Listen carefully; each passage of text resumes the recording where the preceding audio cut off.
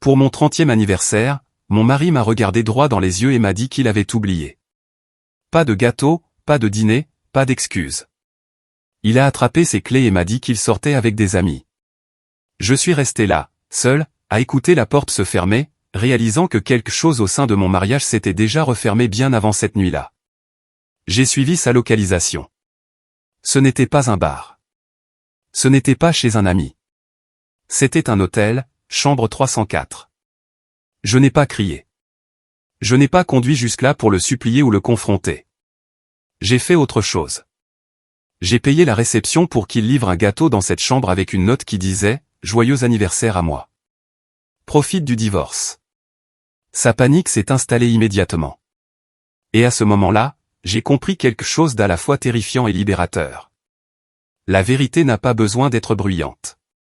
Elle a juste besoin d'arriver. Je m'appelle Amandine et avant de vous raconter tout ce qui s'est passé après cette nuit-là, je veux juste savoir que vous êtes ici avec moi.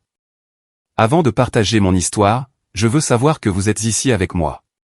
Dites simplement « J'écoute » dans les commentaires ou dites-moi d'où vous regardez. Parfois, même la plus petite connexion peut donner l'impression qu'une histoire est entendue. Merci. Et si vous vous êtes déjà senti invisible dans une relation, oubliez un jour qui était censé compter, envisagez de vous abonner. Cette chaîne est l'endroit où nous racontons les histoires auxquelles nous n'étions jamais censés survivre. Et maintenant, laissez-moi tout vous raconter. Je m'appelle Amandine Archambault. J'ai eu 30 ans dans la maison la plus silencieuse de Passy, le genre de silence qui semble plus lourd que le bruit. Je travaille comme consultante en sécurité des données à Paris, ce qui signifie que je passe mes journées à tracer des schémas que la plupart des gens ne remarquent jamais, réparant les brèches avant qu'elles ne deviennent des désastres. Ce soir-là, je ne cherchais rien de dramatique. Je ne m'attendais pas à une fête ou à des surprises. J'attendais quelque chose de petit, une phrase, un regard, un dîner ensemble, la preuve que j'existais encore au sein de mon propre mariage. Les lumières de la cuisine étaient allumées. Le gâteau trônait intact sur le comptoir, et l'horloge continuait d'avancer sans me demander ce que j'en pensais. Cédric est descendu les escaliers déjà habillé, boutonnant sa veste comme s'il était en retard pour quelque chose d'important. Il s'est arrêté assez longtemps pour dire qu'il avait oublié, sans bafouiller, sans s'excuser, juste oublié. Sa voix était calme, décontractée, presque soulagé de l'avoir dit à voix haute. Il m'a dit qu'il sortait avec des amis, a embrassé l'air à côté de ma joue et a attrapé ses clés. J'ai remarqué le soin qu'il avait apporté à son apparence, l'eau de Cologne inconnue qui s'accrochait à lui, piquante et chère. Ce que je n'ai pas remarqué, c'est la culpabilité. Il n'y avait aucune tentative de rattraper le coup, aucune suggestion de fêter ça plus tard, aucune conscience que cette soirée comptait. La porte s'est refermée derrière lui, et quelque chose en moi s'est figé. Je n'ai pas discuté. Je n'ai pas posé de questions. Je suis resté là à écouter la porte du garage se lever et retomber et j'ai senti un étrange détachement s'installer. Ce n'était pas de la colère. C'était la sensation d'être doucement retiré de ma propre vie, comme un dossier archivé sans préavis. Je me suis assise à la table en face du gâteau que je m'étais acheté, le glaçage encore parfait, les bougies éteintes. Minuit est passé. La maison n'a pas changé. Seule sa signification a changé. Cédric n'avait jamais rien oublié d'important auparavant. Il vivait selon des calendriers, des rappels, des alarmes. C'est alors que la question s'est finalement formée, tranchante et inévitable. Il n'avait pas oublié mon anniversaire. Il m'avait oublié, moi. Je n'ai pas ouvert l'application de localisation tout de suite. Je me suis dit qu'il n'y avait aucune raison de le faire, que j'en savais déjà assez. Mais les habitudes construites pour la survie ne disparaissent pas simplement parce que le danger semble personnel. Cédric et moi partagions nos localisations depuis des années, à l'époque où cela semblait pratique, presque aimant, pour la sécurité, la commodité, la confiance. J'ai ouvert l'application avec le même calme que j'utilisais au travail quand quelque chose ne collait pas. Son poing ne bougeait pas. Il n'était nulle part près d'un bar ou de chez un ami. Il était fixe au Grand Hôtel Aurore. J'ai fixé l'écran plus longtemps que nécessaire. Puis j'ai zoomé. Chambre 304. Ma poitrine s'est serrée, non pas de surprise, mais de reconnaissance. Cet hôtel n'était pas un hasard. Nous y avions séjourné une fois au début de notre mariage, à l'époque où tout semblait encore délibéré. C'était un endroit construit pour les célébrations, pas pour les excuses. La mémoire et la réalité sont entrées en collision d'une manière qui a rendu tout instable. J'aurais pu conduire jusque-là. J'aurais pu appeler. J'aurais pu exiger des explications qui n'auraient rien signifié à ce moment-là. Au lieu de cela, je suis resté exactement où j'étais. J'ai choisi de ne pas réagir. J'ai choisi d'observer. J'ai laissé le silence travailler pour moi. Ensuite, j'ai pris le téléphone et appelé la réception. Ma voix n'a pas tremblé. Je leur ai dit que je voulais envoyer un gâteau d'anniversaire à la chambre 304. J'ai payé un supplément pour qu'un message soit écrit clairement, proprement, impossible à mal interpréter. Joyeux anniversaire à moi. Profite du divorce. J'ai raccroché et j'ai attendu. J'ai regardé sa localisation changer quelques minutes plus tard. Le point a commencé à bouger, faisant les 100 pas comme un animal piégé. Quelle que soit la version de la soirée qu'il avait prévue, elle s'est effondrée au moment où ce gâteau est arrivé. Je n'avais pas besoin de voir son visage pour savoir que la panique s'était installée. Je n'étais plus la femme laissée pour compte, fixant un gâteau intact. J'étais celle qui avait parlé en premier sans élever la voix, sans dévoiler mon jeu. En reposant le téléphone, j'ai compris quelque chose avec une clarté absolue. Je n'avais pas seulement marqué la fin de mon anniversaire. J'avais marqué le début de toute autre chose. Cédric m'a envoyé un SMS moins de 10 minutes après la livraison du gâteau. Le timing seul me disait tout. Il a dit qu'il était toujours avec des amis, que les choses devenaient bruyantes, qu'il pourrait rentrer tard. Les mots étaient décontractés, presque répétés, comme des répliques qu'il avait utilisées auparavant sans conséquence. J'ai lu le message une fois et j'ai posé le téléphone. Ce qui m'a frappé n'était pas le mensonge lui-même, mais la facilité avec laquelle il s'y appuyait. Face à une exposition indirecte, son instinct n'était pas l'honnêteté. C'était le déni. Le contrôle par la répétition. J'ai ouvert à nouveau l'application de localisation, non par espoir, mais par habitude. Son poing bougeait maintenant, erratique, arpentant la longueur du bâtiment, puis s'arrêtant, puis bougeant à nouveau. Quelques minutes plus tard, je l'ai vu descendre au niveau du parking. De ma voiture garée de l'autre côté de la rue, je l'ai vu émerger dans l'air froid de la nuit, les épaules tendues, les pas trop rapides. Il n'était pas seul. Une femme marchait à côté de lui, assez près pour que leurs bras se frôlent, assez loin pour que cela paraisse intentionnel. Elle n'avait pas l'air surprise ou honteuse. Bérénice Lenoir se comportait avec aisance, le menton levé, l'expression composée comme quelqu'un habitué à être exactement là où elle voulait être. Ce n'était pas un secret né de la culpabilité. C'était de l'assurance. Je suis parti avant eux. Je n'avais pas besoin d'en voir plus. Cédric est rentré après minuit. Il s'est déplacé dans la maison silencieusement, faisant attention à ne pas me réveiller, comme si le silence pouvait réécrire la nuit. Il s'est changé, s'est lavé les mains, s'est glissé dans le lit. Je suis resté immobile, respirant régulièrement, le laissant croire à l'histoire qu'il se racontait. Je n'ai pas demandé où il avait été. Je ne l'ai pas accusé. Je n'ai pas révélé ce que je savais. L'absence de confrontation l'a déstabilisé plus que la colère n'aurait jamais pu le faire. Le sommeil n'est jamais venu. Quand la maison s'est enfin calmée, je me suis glissé hors du lit et j'ai ouvert mon ordinateur portable à la table de la cuisine. La lueur de l'écran semblait familière, ancrante. J'ai accédé à des sauvegardes dont Cédric ne se souvenait pas qu'elles existaient.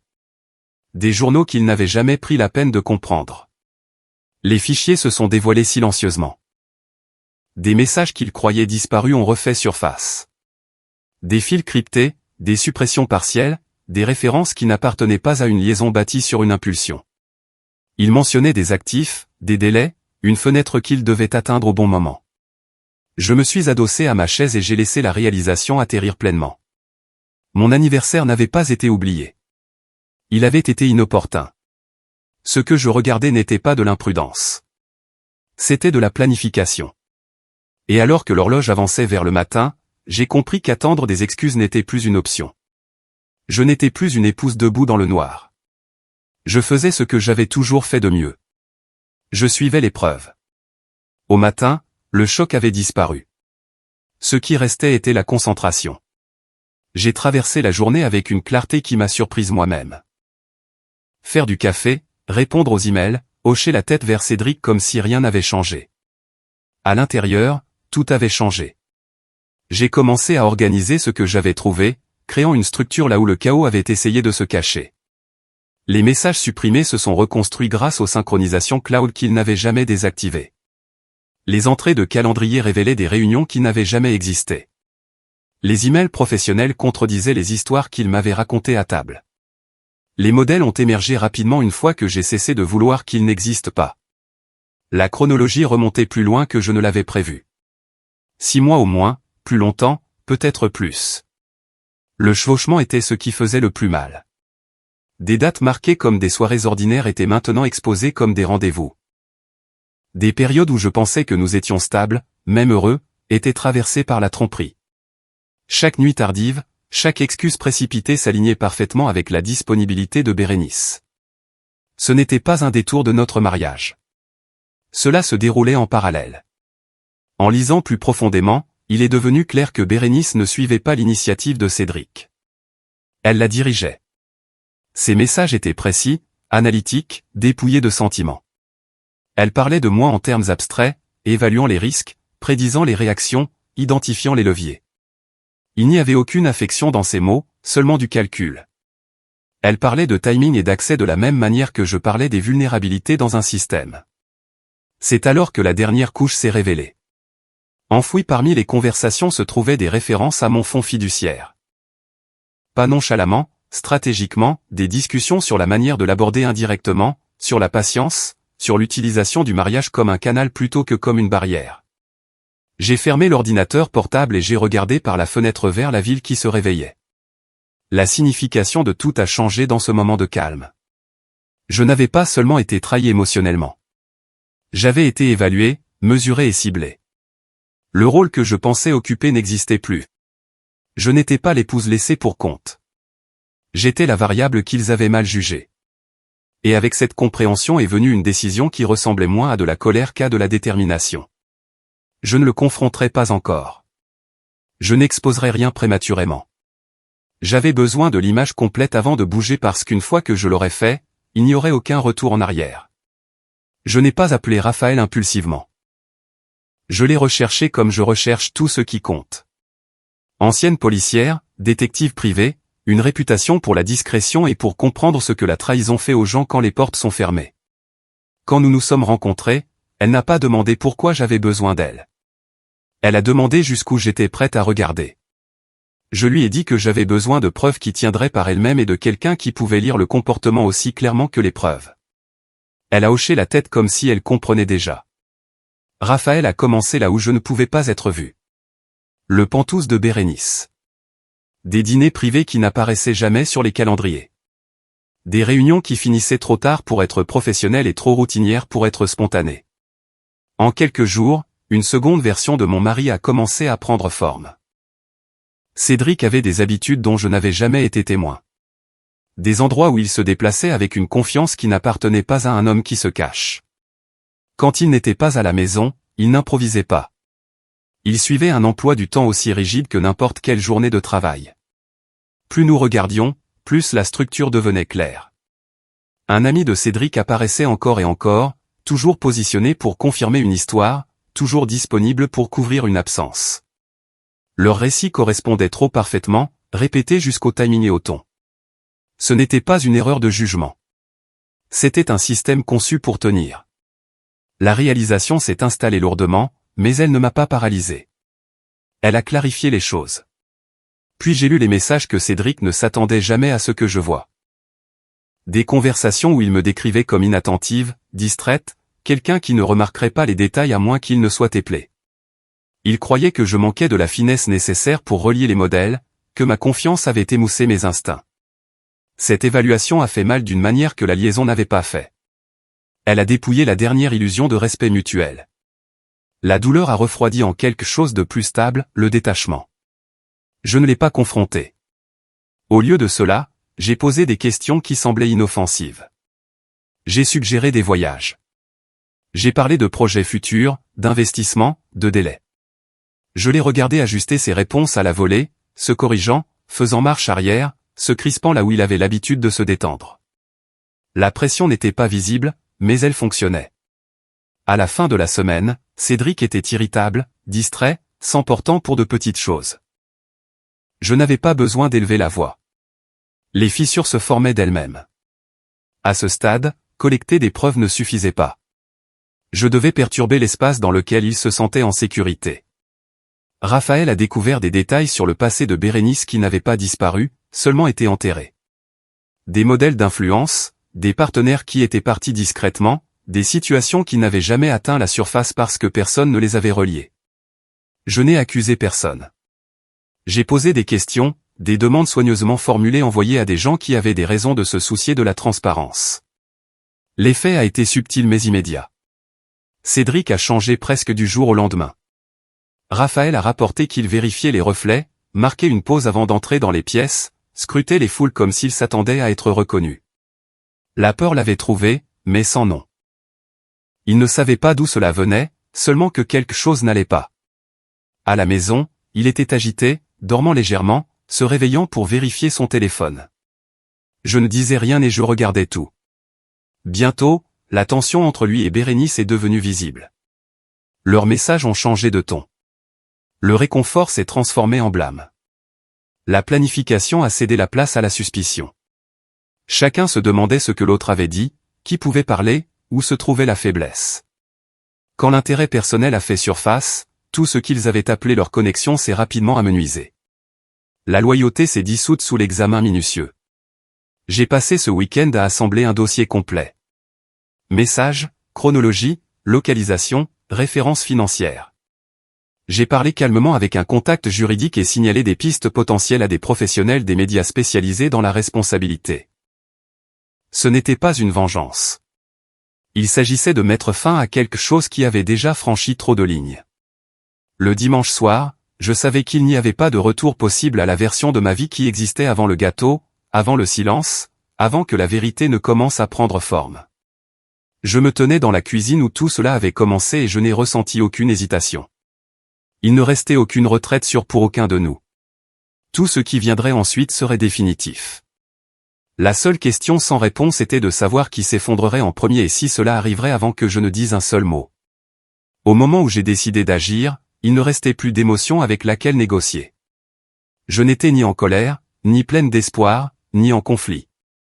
J'étais clair. Le silence avait cessé d'être de la retenue et avait commencé à devenir de la participation. Et je refusais d'être complice de mon propre effacement. Si cela devait se terminer, cela se terminerait avec la vérité intacte et au grand jour, pas filtrée par des excuses ou un contrôle des dégâts de dernière minute. J'ai passé la matinée à organiser tout ce que j'avais collecté, non pas en tant qu'épouse, mais en tant qu'observatrice extérieure. Les messages et les emails étaient arrangés par date et contexte. Les sauvegardes cloud comblaient les lacunes où les suppressions étaient censées cacher l'intention. Les photos et les courts clips vidéo de Raphaël étaient associés aux données de localisation, aux horodatages, s'alignant proprement avec chaque nuit tardive et chaque histoire qui n'avait jamais vraiment eu de sens. J'ai construit une chronologie qui parlait d'elle-même. Chaque mensonge ancré à un lieu et un moment qui ne pouvait pas être réécrit. Pendant que je travaillais, Cédric a commencé à tourner plus près. Il a posé des questions sur des investissements dont nous n'avions jamais discuté auparavant. Il a mentionné de la paperasse. Il a parlé de projets à long terme comme s'ils étaient déjà convenus, comme si mon fonds fiduciaire était un bien commun attendant d'être débloqué. L'urgence dans sa voix était nouvelle. La peur avait raccourci sa patience. À peu près au même moment, Raphaël m'a dit que Bérénice lui mettait la pression, exigeant des décisions, pressant pour du mouvement.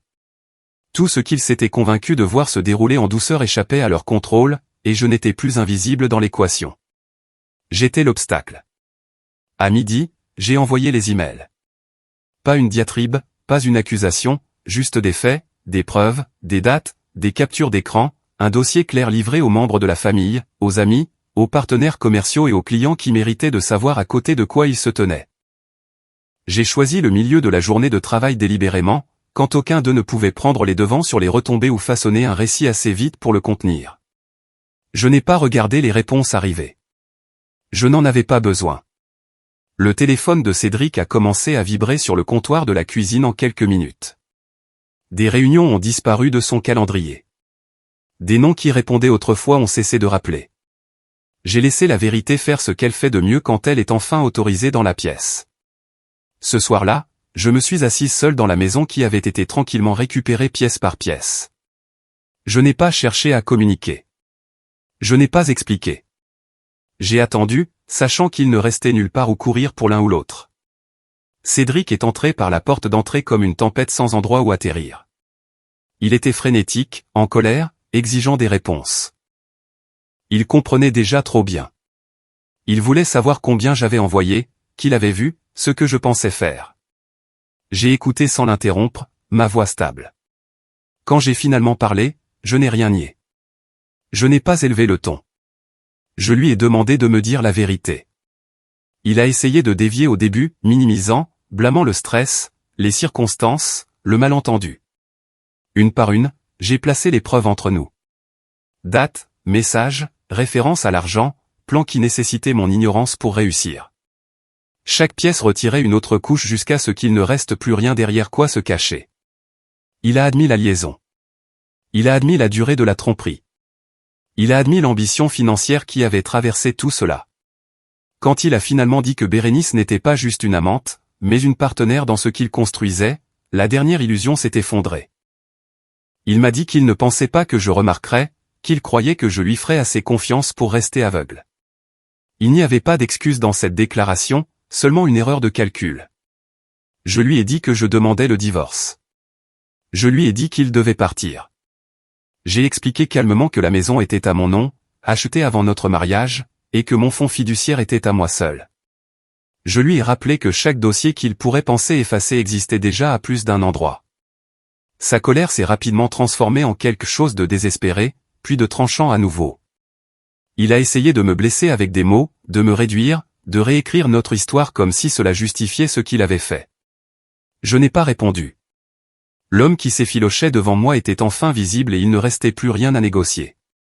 Il a emballé ce qu'il pouvait porter et est sorti sans un autre mot. Pas d'accord, pas de cérémonie de clôture, juste une fin.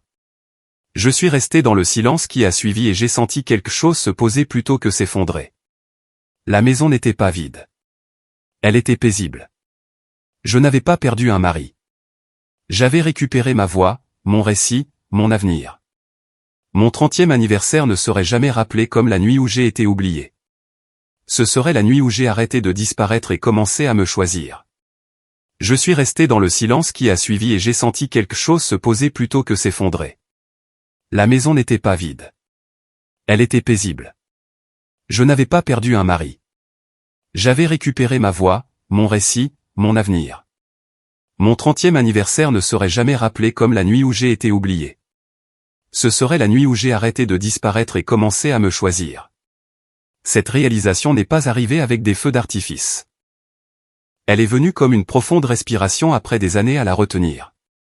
Mes mains étaient stables. Mes pensées étaient claires. Et pourtant, sous ce calme, quelque chose d'inconnu a commencé à remuer. Pas de la peur, pas du regret, de la conscience, le genre qui aiguise vos sens et vous rappelle que les fins se terminent rarement proprement. Elles font écho. Elles provoquent des réponses. Elles invitent à la résistance de la part des gens qui ont bénéficié de votre silence. Le premier appel est arrivé avant minuit. Je l'ai laissé sonner, puis un autre, et un autre. Le nom de Cédric a illuminé l'écran comme un réflexe d'une vie passée. J'ai retourné le téléphone face contre table et je me suis concentré sur la pièce à la place. Le fauteuil dans lequel il s'asseyait, l'espace sur le canapé qui était maintenant indéniablement le mien. La paix, je me suis rappelé, n'était pas l'absence de bruit. C'était l'absence de mensonge. J'ai dormi profondément pour la première fois depuis des mois. Quand le matin est venu, il n'a pas apporté le soulagement. Il a apporté la réalité.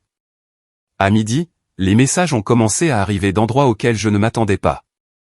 Sa sœur, un vieil ami commun, un collègue qui a formulé son inquiétude comme de la neutralité, et la neutralité comme de la raison. Chaque message portait le même sous-entendu, soigneusement emballé dans des mots différents. Tu n'étais pas obligé de faire ça comme ça. Tu aurais pu gérer ça en privé. Tu l'as embarrassé. Tu as rendu les choses plus difficiles qu'elles ne devaient l'être. L'implication était claire. La vérité n'était acceptable que si elle restait invisible. La responsabilité n'était tolérable que si elle ne dérangeait personne d'autre. Je les ai tous lus sans répondre. La logique me disait que c'était prévisible. L'émotion me rappelait à quel point les gens s'accrochent profondément au confort, même lorsqu'il est bâti sur la tromperie.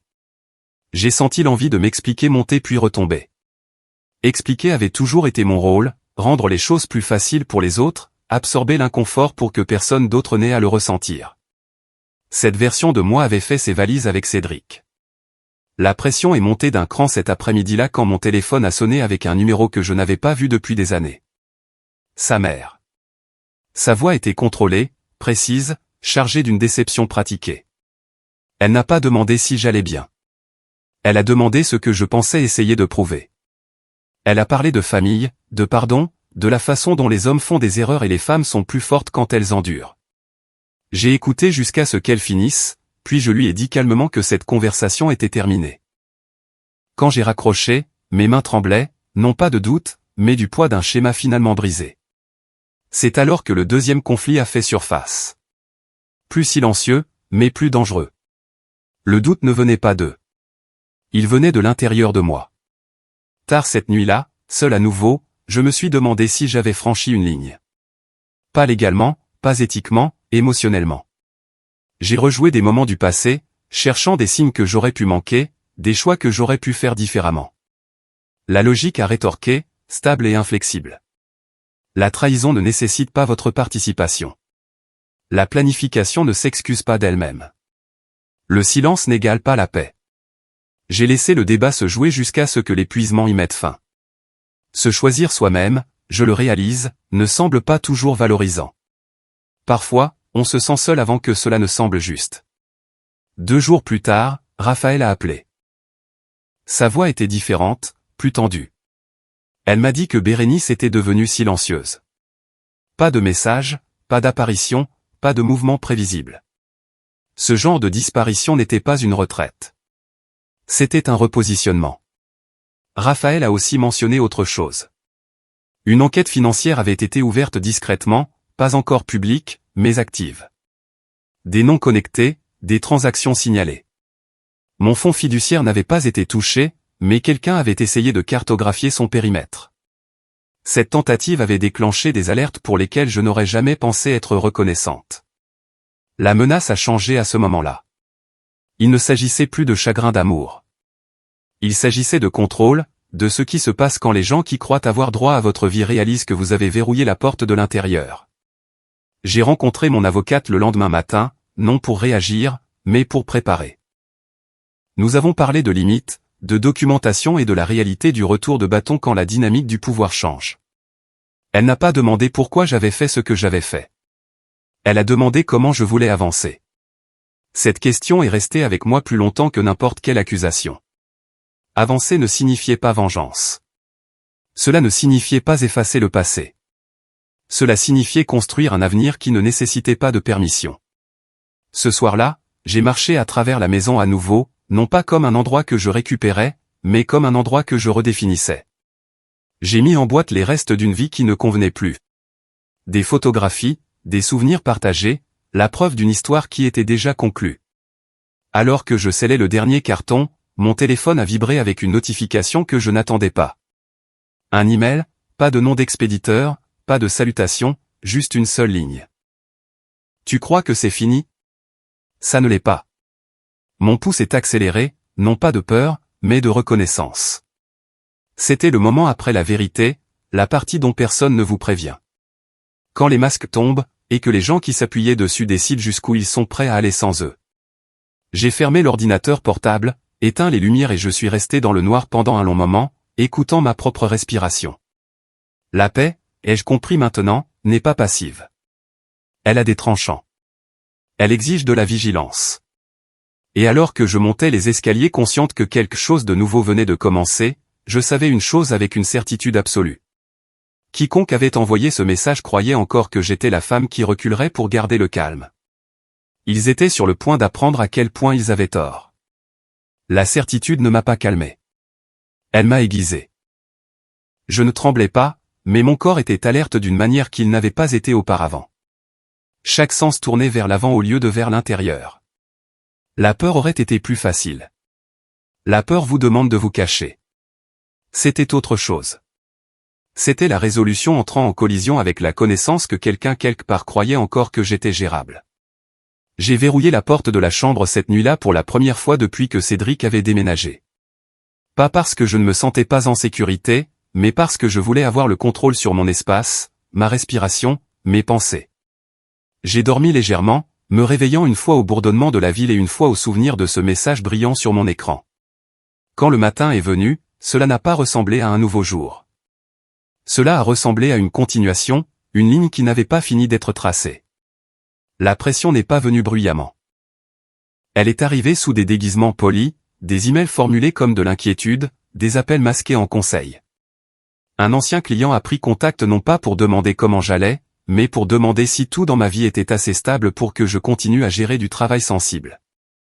Un autre a laissé entendre que mon nom était mentionné dans des pièces où je n'étais pas invité, que certaines personnes remettaient en question mon jugement.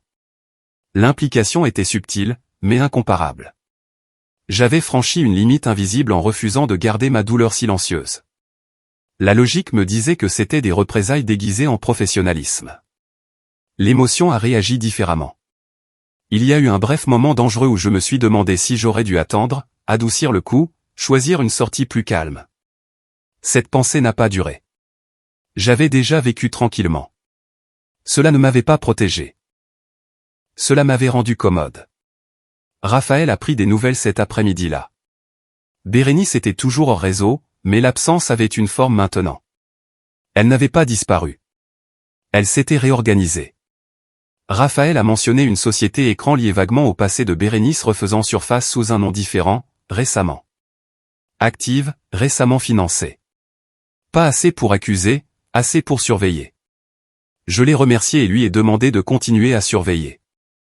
De toute façon, la vigilance n'était pas de la paranoïa quand les schémas étaient réels. Ce soir-là, Cédric a essayé à nouveau. Il ne s'est pas excusé. Il n'a pas expliqué. Il a demandé à me rencontrer. Il a dit qu'il y avait des choses que nous devions gérer comme des adultes. La formulation a fait se crisper ma mâchoire. Adulte dans son vocabulaire avait toujours signifié en privé, tranquillement, sans témoin. J'ai décliné. Je lui ai dit de parler par le biais d'avocat s'il avait besoin de dire quelque chose d'important. Le silence qui a suivi semblait délibéré, stratégique. Je l'ai reconnu. C'était le même silence que j'avais autrefois pris pour de la paix. Plus tard cette nuit-là, le doute s'est infiltré, portant une voix familière. Il a demandé si je devenais endurci, si tenir bon signifiait perdre quelque chose d'essentiel à propos de moi-même. Je suis resté avec cette question plus longtemps que je ne le voulais. La force, ai-je réalisé, n'est pas bruyante ou cruelle. C'est la cohérence.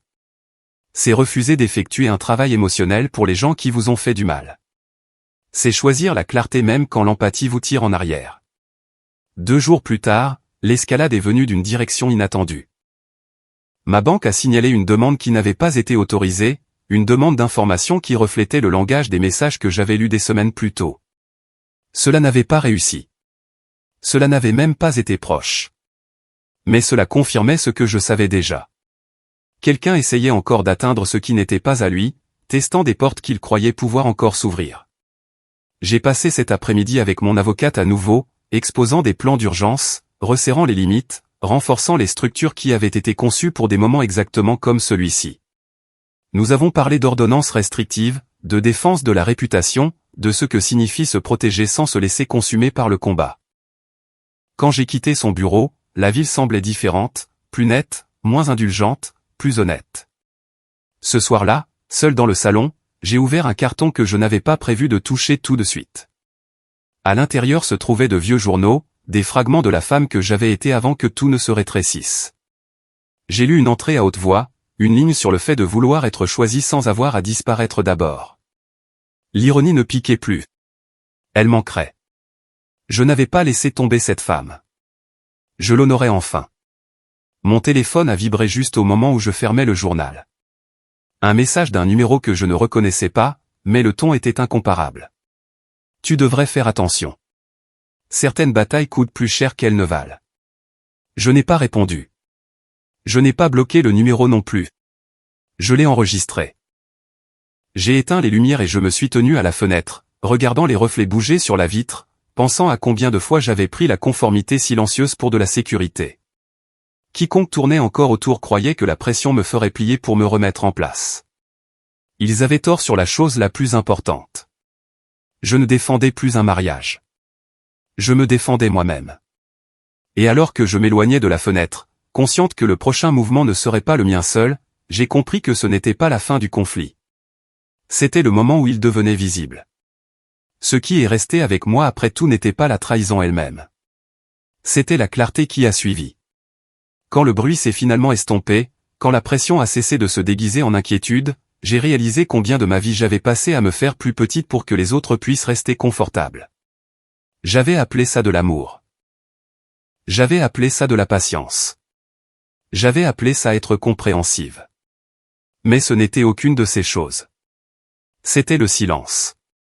Et le silence m'avait presque coûté moi-même.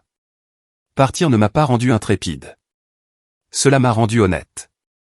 Honnête sur la force qu'il faut pour se choisir soi-même quand le monde vous récompense subtilement pour endurer le mal silencieusement. Honnête sur la solitude que le courage peut faire ressentir avant qu'il ne commence à ressembler à la liberté. Il y avait des jours où l'idée de qui je pensais que mon mari était me manquait. Il y avait des nuits où je me demandais si tenir bon valait l'isolement qui suivait. Mais chaque fois que ce doute faisait surface, il recevait une réponse par quelque chose de plus stable. La paix. Pas le genre fragile qui dépend du bon comportement des autres, mais le genre qui vient du fait de savoir que vous ne vous trahirez plus pour garder le calme. Je n'ai pas gagné parce que quelqu'un d'autre a perdu. J'ai gagné parce que j'ai arrêté de négocier ma valeur. J'ai appris que la vérité n'a pas besoin de permission et que la dignité ne nécessite pas de consensus. J'ai appris que se protéger n'est pas de l'amertume. C'est de la responsabilité. Et peut-être plus important encore, j'ai appris que recommencer n'est pas un échec quand la fondation sur laquelle vous vous teniez n'a jamais été solide pour commencer. Si vous écoutez ceci et que quelque chose en vous semble inconfortablement familier, je veux que vous entendiez ceci clairement. Vous n'êtes pas dramatique parce que vous remarquez des schémas. Vous n'êtes pas cruel pour avoir fixé des limites. Vous n'êtes pas faible pour vouloir de l'honnêteté au lieu d'excuses. Parfois, la chose la plus courageuse que vous puissiez faire est d'arrêter d'attendre que quelqu'un vous choisisse et de faire ce choix vous-même. Avant de terminer cette histoire, je veux savoir que je ne suis pas seul à la raconter. Si vous êtes toujours ici avec moi, laissez un simple « je t'entends » dans les commentaires ou dites-moi d'où vous écoutez. Savoir que quelqu'un d'autre est là-bas à hocher la tête, reconnaissant des morceaux de sa propre vie dans la mienne signifie plus que vous ne le réalisez probablement. Et si cette histoire a résonné en vous, si elle vous a fait vous sentir vue ou comprise, s'il vous plaît envisagez de vous abonner à cette chaîne. C'est un espace pour les histoires qu'on nous a appris à avaler. Les vérités qu'on nous a dit être trop lourdes et les moments qui nous changent pour toujours. Merci d'avoir écouté. Merci d'être resté. Et si vous vous tenez au bord d'une décision qui vous fait peur, j'espère que cela vous rappelle quelque chose d'important. Se choisir soi-même n'est pas la fin de l'histoire. Parfois, c'est la première fois que l'histoire est enfin la vôtre.